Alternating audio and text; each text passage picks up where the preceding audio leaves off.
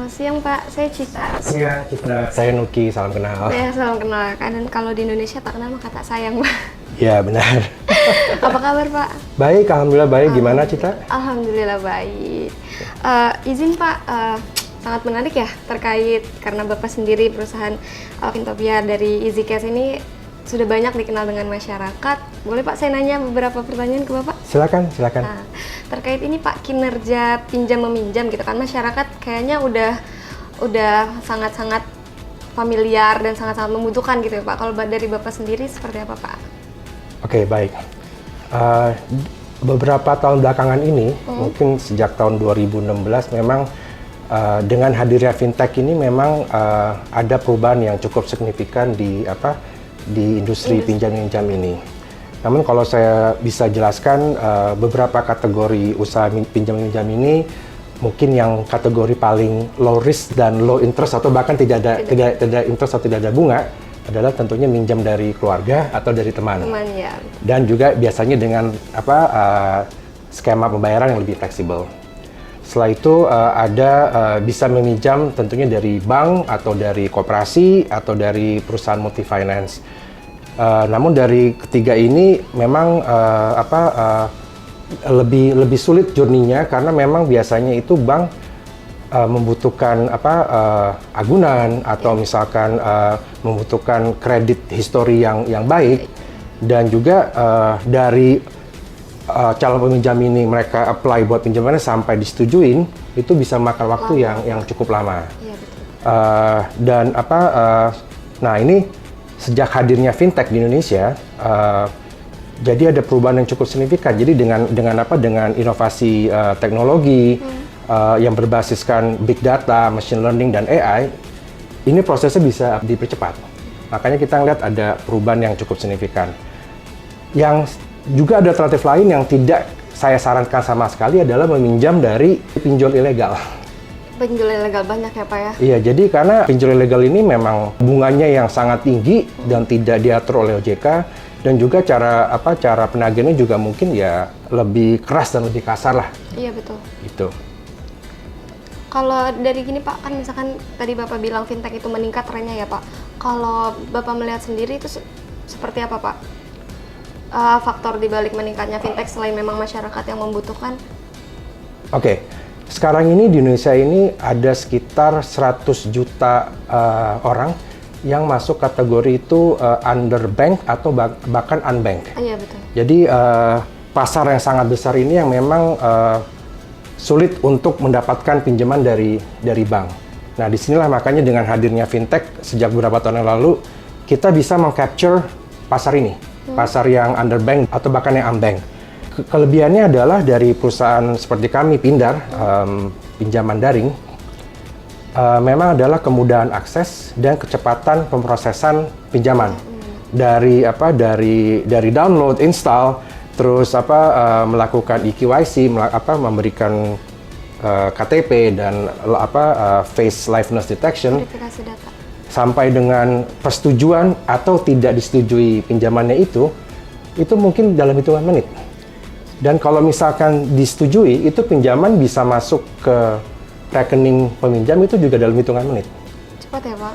Memang cepat prosesnya, dan juga kami melihat memang ada perubahan gaya hidup dari golongan yang lebih muda, misalkan dari generasi milenial maupun Gen Z yang memang cenderung lebih konsumtif.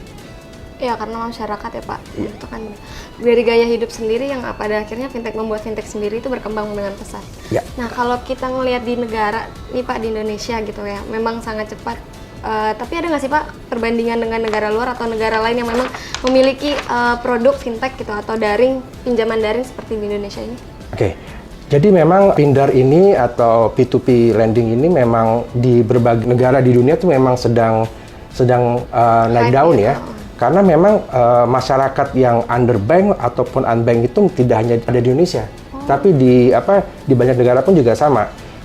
Kami EasyCash atau lebih tepatnya Fintopia sebagai parent company-nya EasyCash, kami memiliki Pindar juga itu selain di China, di Filipina, terus di Meksiko. Ya, jadi memang kebutuhan buat Pindar ini memang tidak hanya di Indonesia tapi di berbagai negara. Nah, mungkin salah satu contoh yang paling baik adalah ada suatu digital bank, walaupun bukan B2B tapi digital bank, tapi memang salah satu usaha mereka yang utama adalah lending juga, itu namanya Nubank.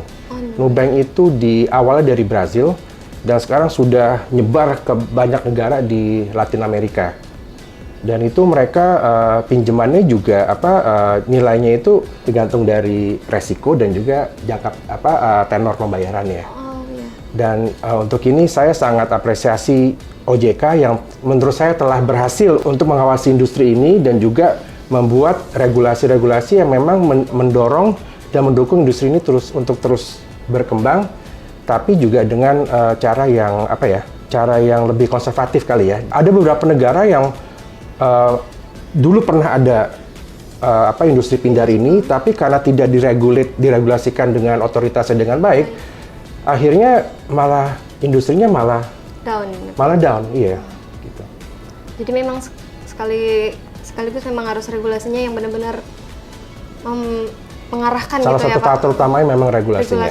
Walaupun memang sudah ada beberapa perubahan regulasi dari awal ya, dari pertama POJK 77 ya. Itu di tahun 2016 kalau nggak salah, setelah itu ada POJK 10 di tahun 2022, dan baru aja kemarin ini tahun 2024 akhir Desember ada POJK yang baru, itu POJK 40. Jadi memang karena industri ini sendiri dinamikanya tinggi dan berkembang, akhirnya juga regulasi juga harus bisa menyesuaikan ya Pak. Benar, iya. Dengan perkembangan yang ada gitu. Yeah. Kita dari tadi udah ngebahas Pak terkait perkembangan, trennya terus meningkat. Gak mungkin nggak ada tantangan. Kalau dari Bapak sendiri melihat tantangan industri ini ke depan seperti apa sih Pak? Tentu di semua usaha pasti ada tantangannya ya. Iya. Mungkin yang utama menurut saya tuh tantangannya adalah persepsi masyarakat mengenai pindar ini sendiri. Jadi memang ini banyak sekali masyarakat yang belum bisa membedakan antara pindar dan pinjol ilegal.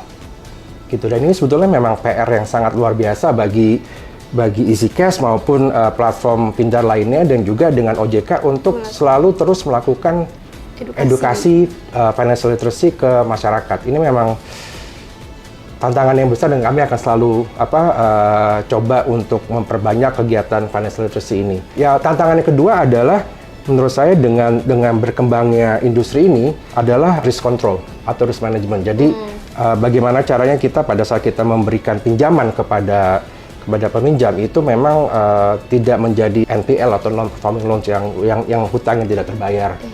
Dan memang ini salah satu arahan dari OJK adalah untuk semua perusahaan pindar ini untuk selalu memperkuat risk controlnya. Bahkan OJK itu mengeluarkan khusus peraturan OJK mengenai risk control ini. Dan yang terakhir itu adalah berbagai macam fraud ya. Fraud atau scam yang ada yang terjadi di industri ini. Dan juga tentunya kemungkinan selalu adanya cyber security attack. Cyber security sangat penting ya Pak? Ya, sangat penting. Karena memang kita adanya di daring ya Pak, Yeah. Jadi memang harus. Kalau dari Bapak sendiri melihat masa depan industri fintech ini seperti apa Pak ke depannya? Menurut saya masih sangat menjanjikan ya, karena ada sekitar 1 juta orang Indonesia yang memang pangsa pasarnya pindar ini yang unbanked atau underbanked. Dan kedua, memang ada credit gap itu sebesar sekitar 2.400 triliun rupiah untuk khususnya untuk UMKM ya.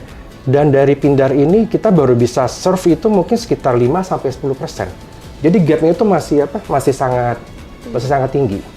Jadi ya kami yakin bahwa ke depan ini masih sangat menjanjikan. Tentunya juga dengan tantangan-tantangan yang ada. Dan ya kita juga harus terus melakukan inovasi, memperkuat teknologi kami, risk control kami, good corporate governance-nya juga, dan tentunya juga untuk memperkuat kolaborasi dengan berbagai macam stakeholder, misalkan dengan OJK. Gitu. Pak, pertanyaan bonus nih dari saya karena tadi kita udah banyak bincang-bincang. Kalau dari Fintopia sendiri Pak, di Lebaran ini trennya seperti apa sih Pak penyaluran kreditnya? Oke, kebetulan memang saya baru cek laporannya beberapa hari yang lalu. Untuk Ramadan ini dan menjelang Lebaran memang tidak terjadi kenaikan yang signifikan. Karena mungkin banyak dari nasabah kami yang memang mungkin mendapatkan THR. Tapi kalau melihat dari data tahun lalu, justru kenaikan itu yang terjadi setelah Lebaran. Ya mungkin karena memang selama Lebaran mungkin memang banyak kebutuhan kali ya, mudik lah atau apapun lah gitu. Makanya kenaikan itu terjadi justru setelah Lebaran. Jadi setelah Lebaran ya Pak kenaikannya. Oh cukup Pak, karena memang udah banyak insight yang Bapak berikan terkait industri fintech sendiri. Dari saya cukup. Semoga Fintopia semakin maju ke depannya, semakin banyak penyaluran kreditnya.